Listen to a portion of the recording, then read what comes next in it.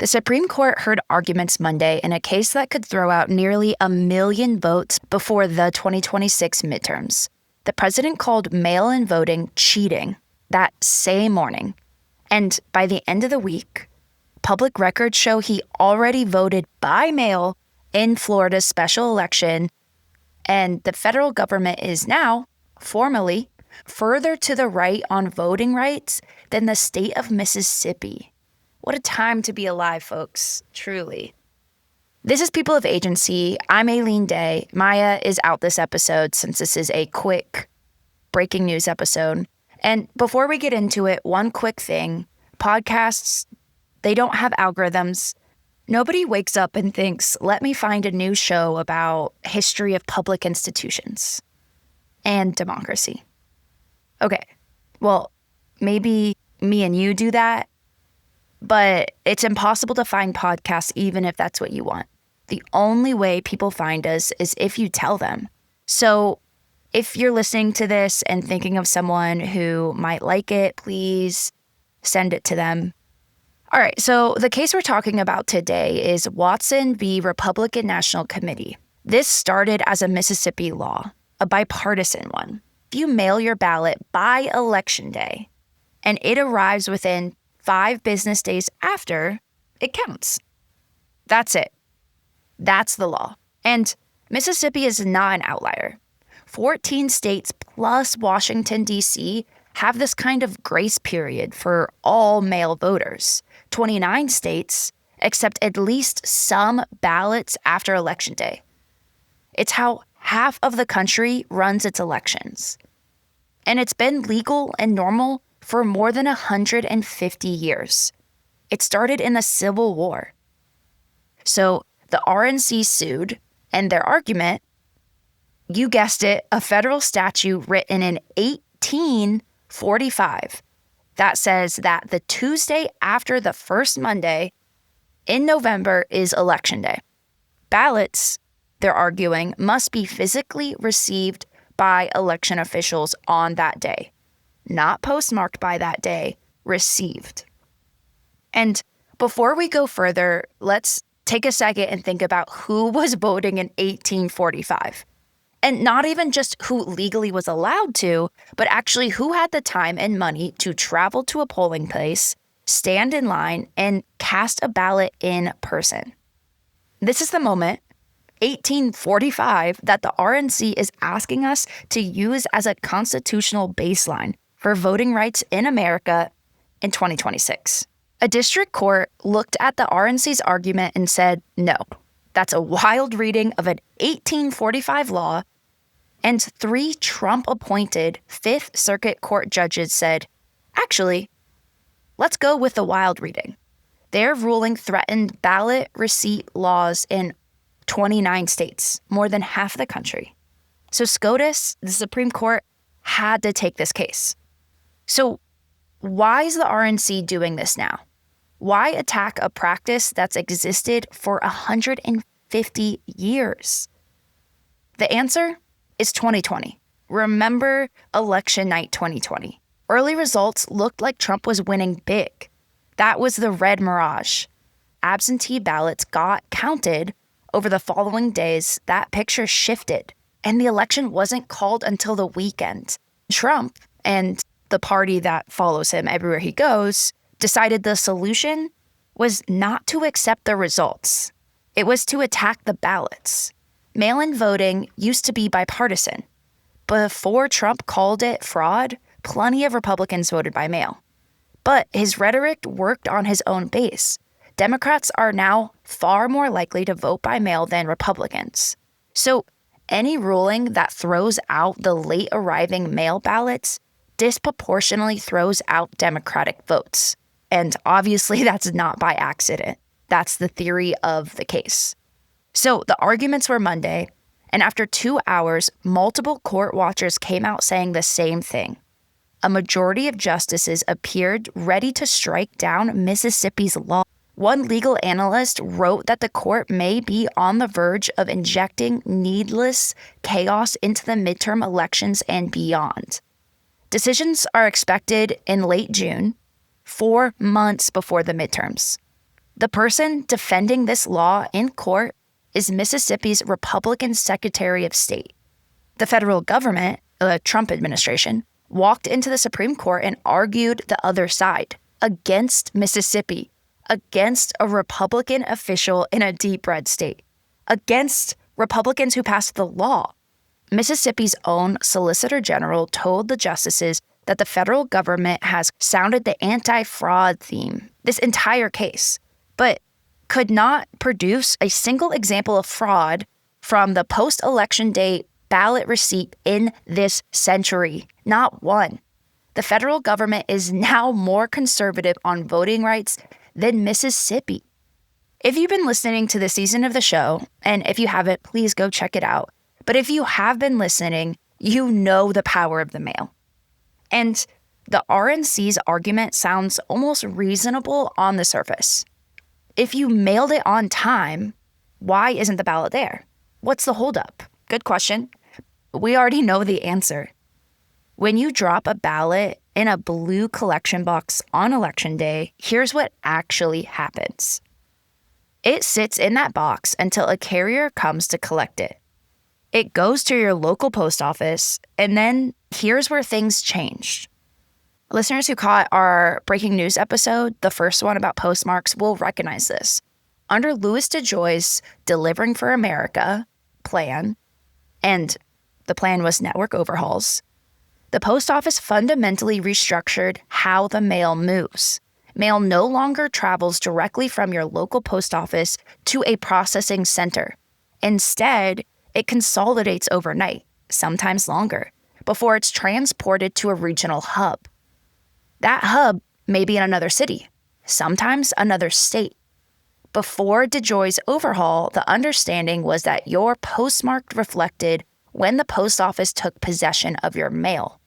That's what a postmark is supposed to mean. But a rule change that took effect in late 2025 formally codified something that had quietly been true for years.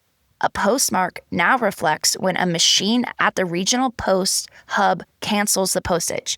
Not when you drop it in the box, not when the carrier picked it up, when a machine miles away, possibly the next day, runs it through a sorter. The RNC is now using postmarked on Election Day as the legal standard. But that postmark, the thing they're pointing to as proof, may already reflect a date one day later than when you actually mailed it. The system that was deliberately redesigned to create this gap and maybe, quite possibly sow more distrust in the system that they've been trying to undermine for years. And now the same party benefiting from this gap is in court arguing the gap proves your ballot is too late. The hypocrisy is driving me mad. Okay, so under DeJoy's overhaul, first-class mail delivered was expanded from 3-day standard to a 5-day standard. On purpose. Nationally, only 84% of mail arrives on time. In Metro Atlanta, after facility consolidations, local 2-day mail was hitting its target 16% of the time. The mail was made slower. The postmark was made less reliable. And now the argument is that your ballot, traveling through a slower, less reliably dated system, should have arrived faster. The only way to guarantee a same-day postmark is to walk into a post office, hand your ballot to an actual human being, and ask for a hand cancel. Most voters have no idea this is a thing. That rule gap is not subtle. A ballot from Scottsdale, Arizona to Maricopa County recorder, under 18 hours. A ballot from Pinyon on the Navajo Nation to the same state's county recorder, 6 days. Same class of mail, same county, same election day. The 5-day grace period isn't a loophole. It's the only honest acknowledgement in our entire election system that the post office is not a vending machine, that it is a complex, underfunded, recently restructured public institution whose delivery times vary by geography, by season, and by decisions made in Washington. Eliminating it doesn't make it faster. It just makes sure more votes don't count, which obviously is the point. All right, let's talk more about the history of mail-in voting.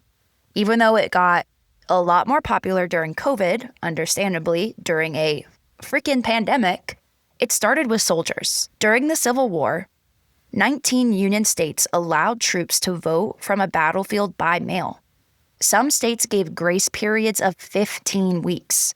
Not 5 days, 15 weeks. Congress passed its first Election Day statute in 1872, 7 years after the war ended.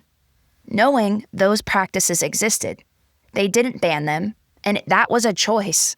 In 2024, roughly 1 in 3 Americans voted by mail. Close to 1 million of those ballots arrived after Election Day and were legally counted. And the people those ballots mostly belong to are not abstract statistics. Elderly voters are the highest turnout age group in the country. Also, the most likely to vote by mail, because getting to a polling place is not always simple. Disabled voters, 38 million eligible voters in this country, have a disability. Only 17% of polling places are fully accessible. Mail-in voting is not a preference for a lot of people. It's the only option. Native American communities, many of whom are 40 or more miles away from the nearest P.O. box.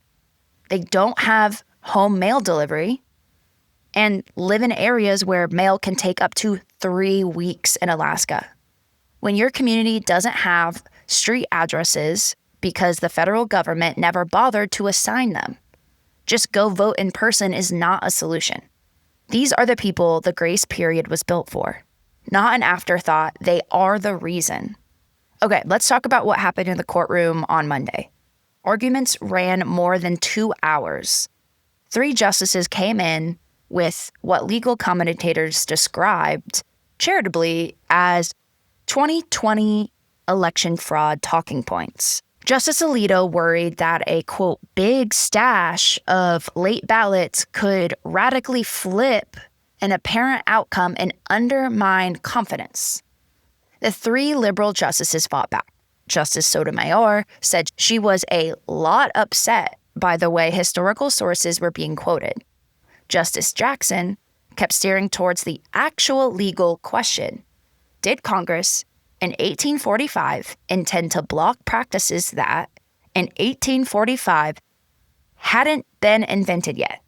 And she pointed to the MEGA Act, a bill currently in Congress that would explicitly ban universal vote by mail, grace periods, bans ranked choice voting, and let citizens sue election officials for noncompliance.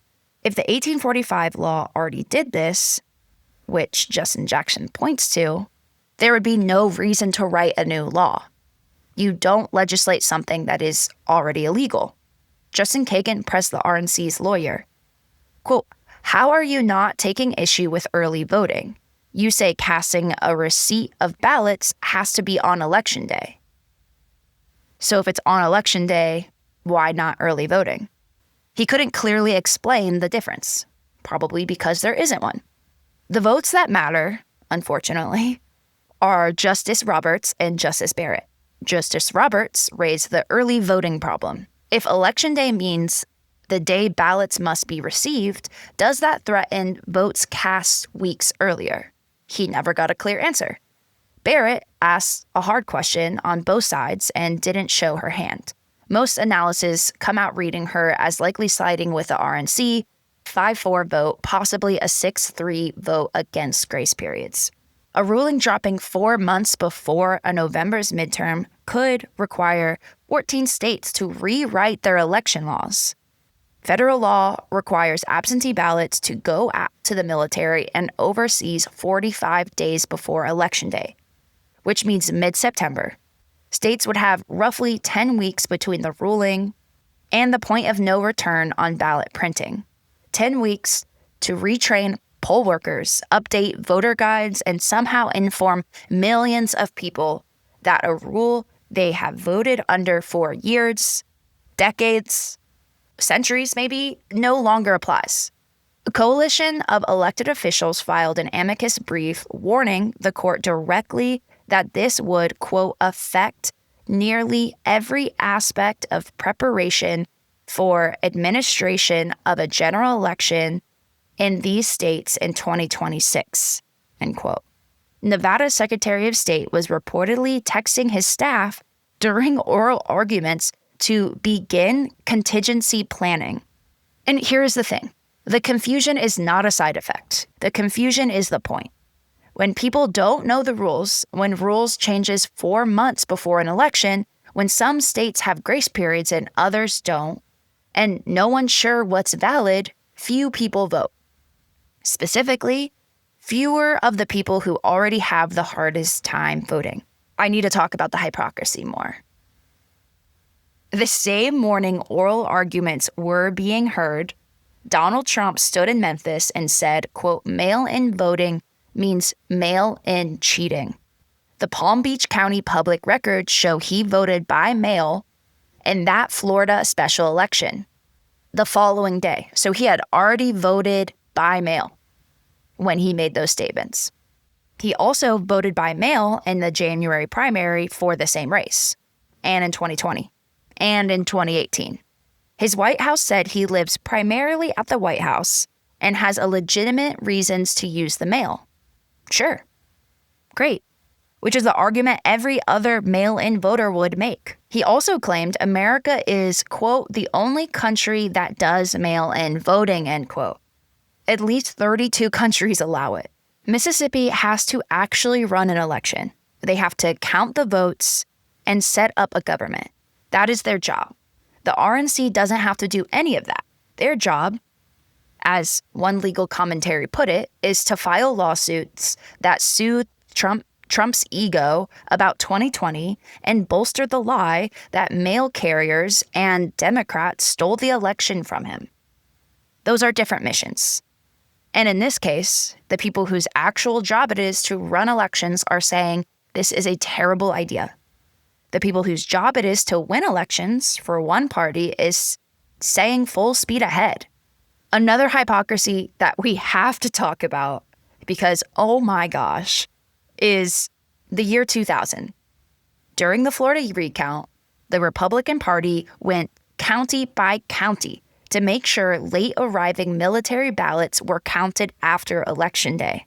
General Norman Skorsoff said it would be a very sad day for our country when service members are denied their vote due to some technicality out of their control.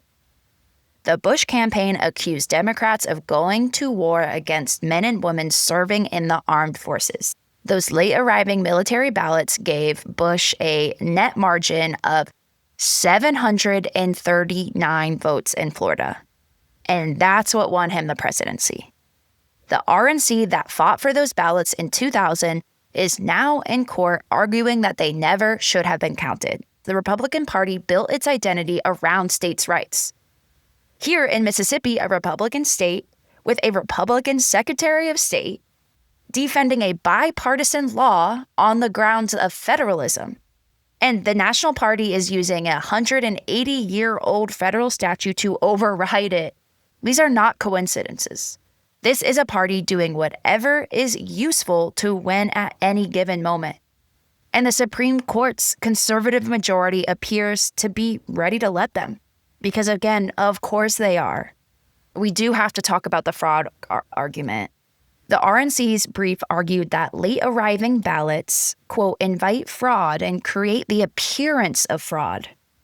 The Brookings Institution researchers analyzed multiple election cycles using the Heritage Foundation's own fraud database.